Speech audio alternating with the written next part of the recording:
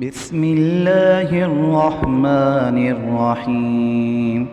الحمد لله الذي أنزل على عبده الكتاب ولم يجعل له عوجا قيما لينذر بأسا شديدا من لدنه ويبشر المؤمنين الذين يعملون الصالحات أن لهم أجرا حسنا ماكثين فيه أبدا وينذر الذين قالوا اتخذ الله ولدا ما لهم به من علم ولا لآبائهم كبرت كلمة تخرج من أفواههم إن يقولون إلا كذبا فلعلك باخع نفسك على آثارهم إن لم يؤمنوا بهذا الحديث أسفا إنا جعلنا ما على الأرض زينة لها لنبلوهم أيهم أحسن عملا وإنا لجاعلون ما عليها صعيدا جرزا أم حسبت أن أصحاب الكهف والرقيم كانوا من آياتنا عجبا إذ أوى الفتية إلى الكهف فقالوا ربنا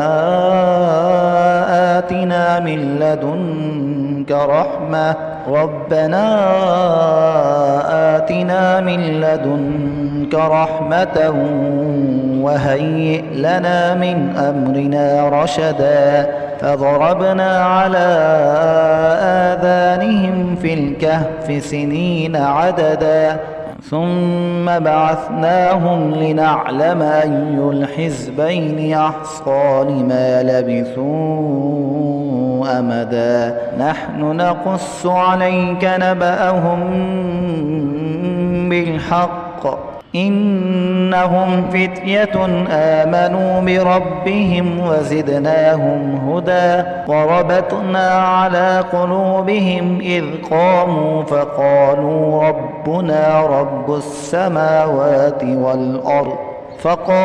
ربنا رب السماوات والأرض لن ندعو من دونه إلها لقد قلنا إذا شططا هؤلاء قوم اتخذوا من دونه آلهة لولا يأتون عليهم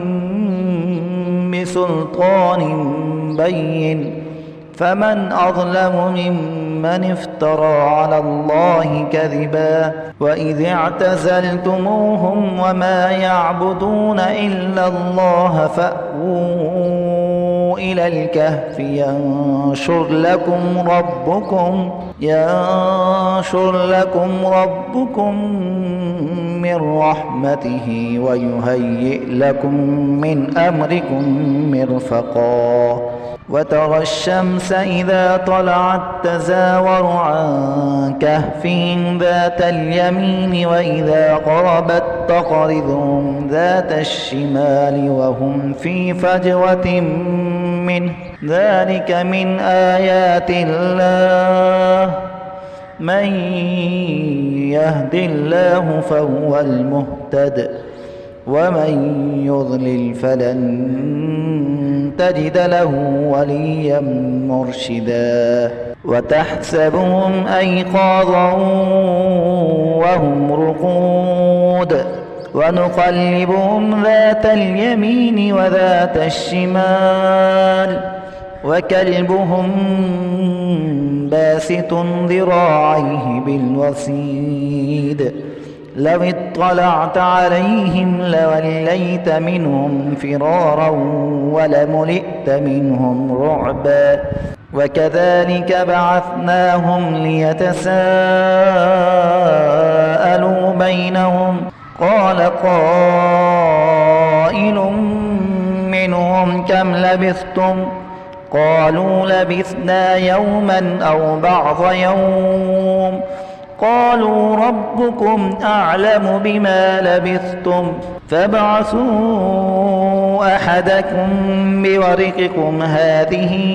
إلى المدينة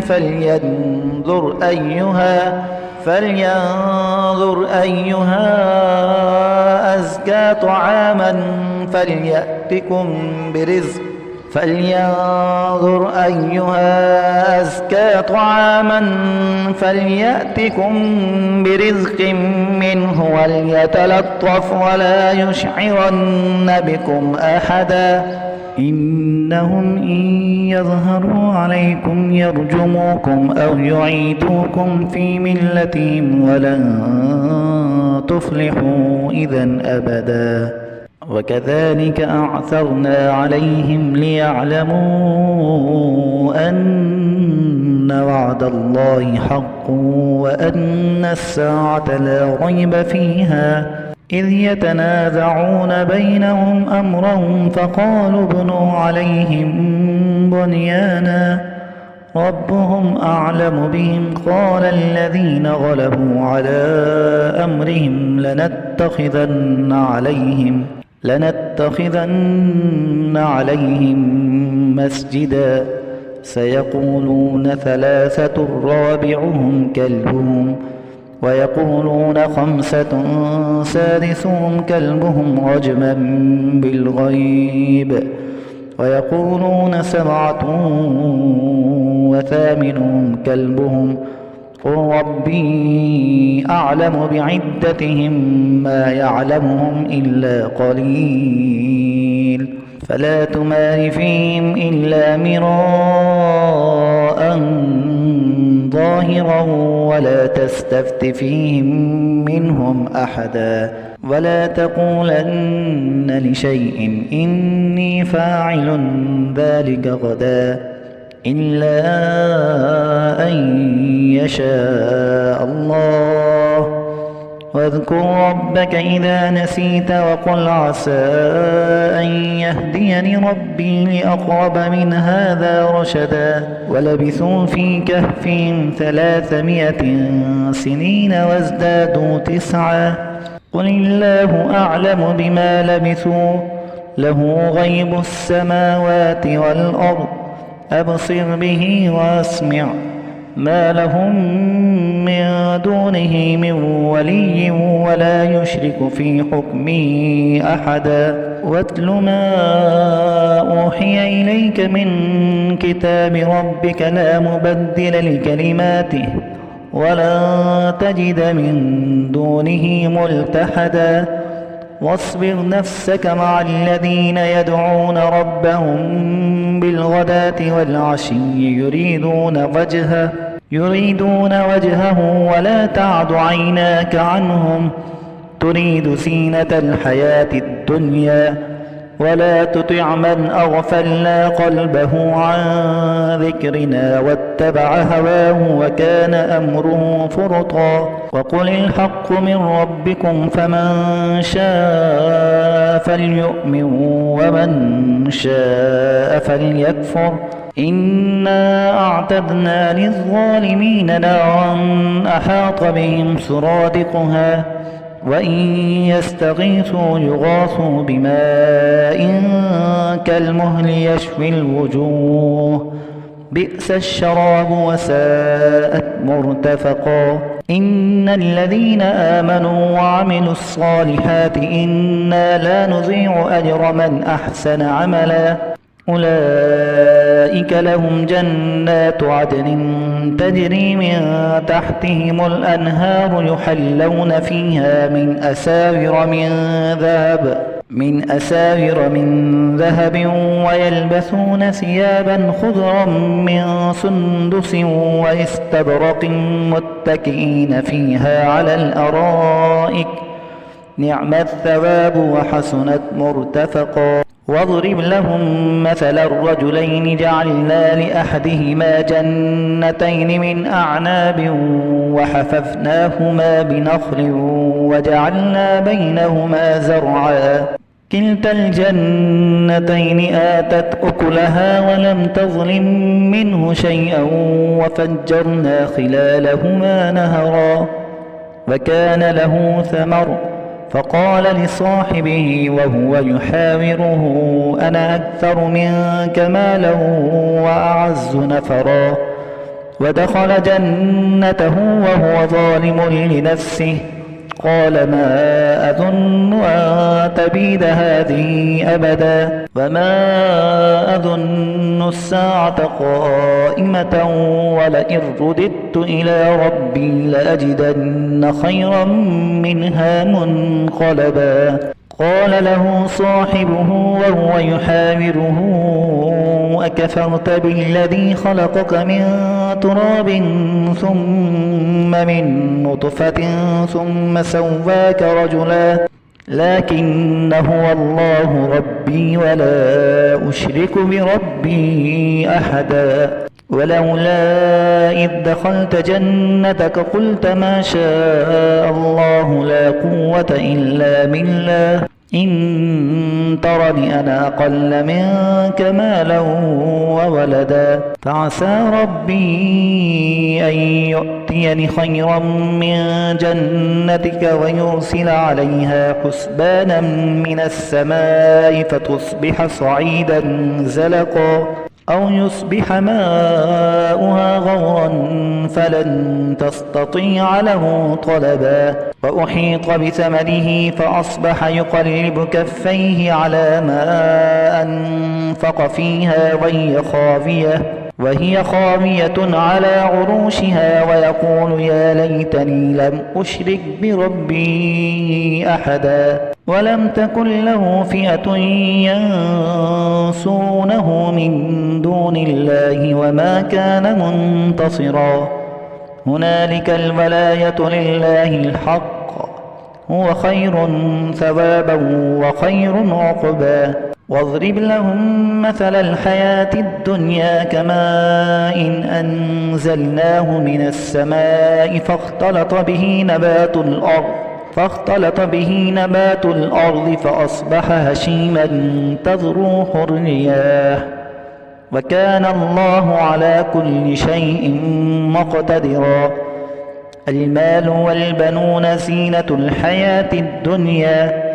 والباقيات الصالحات خير عند ربك ثوابا وخير أملا ويوم نسير الجبال وترى الأرض بارزة وحشرناهم فلم نغادر منهم أحدا وعرضوا على ربك صفا لقد جئتمونا كما خلقناكم أول مرة بل زعمتم أن لن نجعل لكم موعدا ووضع الكتاب فترى المجرمين مشفقين مما فيه ويقولون يا ويلتنا ما لهذا الكتاب لا يغادر صغيرة ولا كبيرة إلا أحصاها ووجدوا ما عملوا حاضرا ولا يظلم ربك أحدا وإذ قلنا للملائكة اسجدوا لآدم فسجدوا إلا إبليس كان من الجن ففسق عن أمر ربه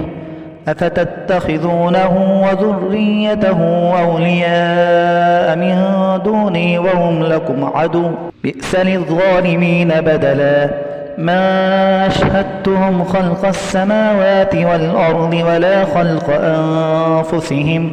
وما كنت متخذ المضلين عضدا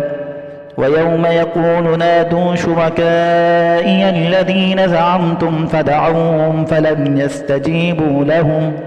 يستجيبوا لهم وجعلنا بينهم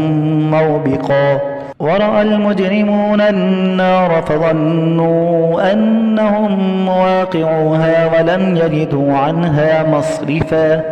ولقد صرفنا في هذا القرآن للناس من كل مثل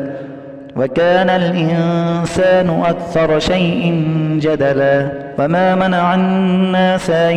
يؤمنوا إذ جاءهم الهدى ويستغفروا ربهم إلا أن تأتيهم سنة الأولين أو يأتيهم العذاب قبلا وما نرسل المرسلين إلا مبشرين ومنذرين ويجادل الذين كفروا بالباطل ليدحضوا به الحق واتخذوا آياتي وما أنذروا هزوا ومن أظلم ممن ذكر بآيات ربه فأعرض عنها ونسي ما قدمت يداه إنا جعلنا على قلوبهم أكنة أن يفقهوا وفي آذانهم وقرا وإن تدعوهم إلى الهدى فلن يهتدوا إذا أبدا وربك الغفور ذو الرحمة لو يؤاخذهم بما كسبوا لعجل لهم العذاب بل لهم موعد لن يجدوا من دونه موئلا وتلك القرى أهلكناهم لما ظلموا وجعلنا لمهلكهم موعدا وإذ قال موسى لفتاه لا أبرح حتى أبلغ مجمع البحرين أو أمضي حقبا فلما بلغا مجمع بينهما نسيا حوتهما فاتخذ سبيله في البحر سربا فلما جاوزا قال لفتاه آتنا غداءنا لقد لقينا من سفرنا هذا نصبا قال أرأيت إذ أوينا إلى الصخرة فإني نسيت الحوت وما أنسانيه إلا الشيطان أن أذكره واتخذ سبيله في البحر عجبا قال ذلك ما كنا نبغي فارتدا على آثارهما قصصا فوجدا عبدا من عبادنا آتيناه رحمة من عندنا وعلمناه من لدنا علما قال له موسى هل أتبعك على أن تعلمني مما علمت رشدا قال إنك لن تستطيع معي صبرا وكيف تصبر على ما لم تحط به خبرا قال ستجدني إن شاء الله صابرا ولا أعصي لك أمرا قال فإن اتبعتني فلا تسألني عن شيء حتى أحدث لك منه ذكرا فانطلقا حتى إذا ركبا في السفينة خرقها قال أخرقتها لتغرق أهلها لقد جئت شيئا إمرا قال ألم أقل إنك لن تستطيع معي صبرا قال لا تؤاخذني بما نسيت ولا ترهقني من أمري عسرا فانطلقا حتى إذا لقيا غلاما فقتله قال أقتلت نفسا زكية بغير نفس لقد جئت شيئا نكرا قال ألم أقل لك إنك لن تستطيع معي صبرا قال إن سألتك عن شيء بعدها فلا تصاحبني قد بلغت من لدني عذرا فانطلقا حتى إذا أتيا أهل قرية استطعما أهلها فأبوا أن يضيفوهما فوجدا فيها جدارا يريد أن ينقض فأقامه قال لو شئت لاتخذت عليه أجرا قال هذا فراق بيني وبينك سأنبئك بتأويل ما لم تستطع عليه صبرا أما السفينة فكانت لمساكين يعملون في البحر فأردت أن أعيبها وكان وراءهم ملك يأخذ كل سفينة غصبا وأما الغلام فكان أبواه مؤمنين فخشينا أن يرهقهما طغيانا وكفرا فأردنا أن يبدلهما ربهما خيرا منه زكاة وأقرب رحما وأما الجدار فكان لغلامين يتيمين في المدينة وكان تحته كنز لهما وكان أبوهما صالحا فأراد ربك أن يبلغا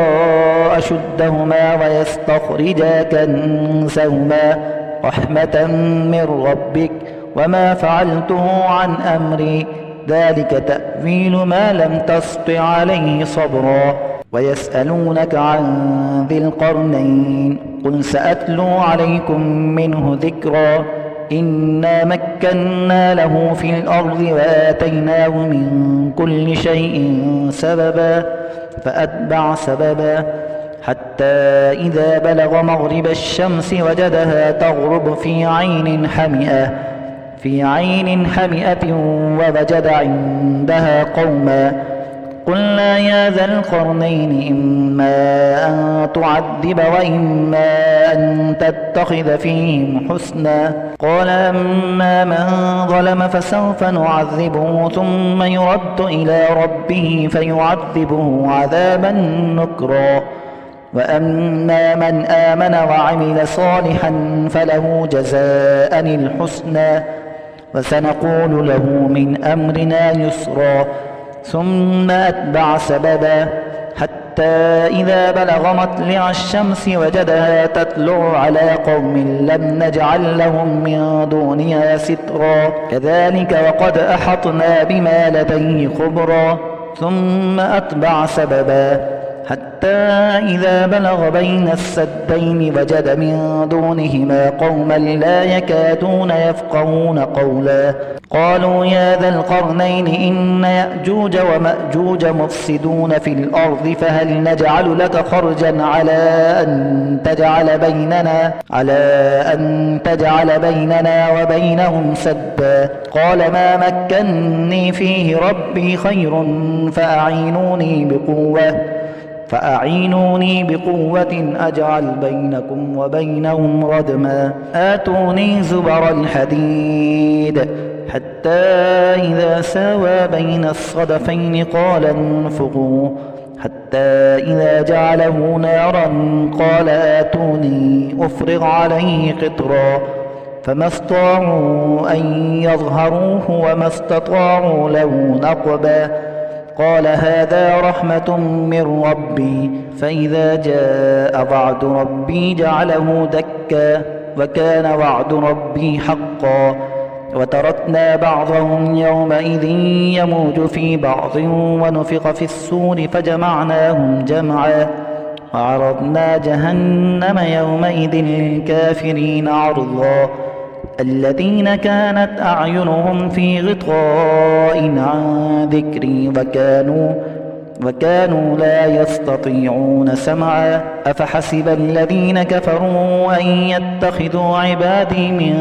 دوني أولياء إنا أعتدنا جهنم للكافرين نزلا قل هل ننبئكم بالأخسرين أعمالا الذين ضل سعيهم في الحياة الدنيا وهم يحسبون أنهم يحسنون صنعا أولئك الذين كفروا بآيات ربهم ولقائه فحبطت أعمالهم فلا نقيم لهم يوم القيامة وزنا ذلك جزاؤهم جهنم بما كفروا واتخذوا آياتي ورسلي هزوا إن الذين آمنوا وعملوا الصالحات كانت لهم جنات الفردوس نزلا خالدين فيها لا يبغون عنها حولا قل لو كان البحر مدادا لكلمات ربي لنفد البحر قبل أن تنفد كلمات ربي ولو جئنا بمثله مددا قل إنما أنا بشر مثلكم يوحى إلي أنما إلهكم إله واحد فمن كان يرجو لقاء ربه فليعمل عملا صالحا ولا يشرك بعبادة ربه أحدا.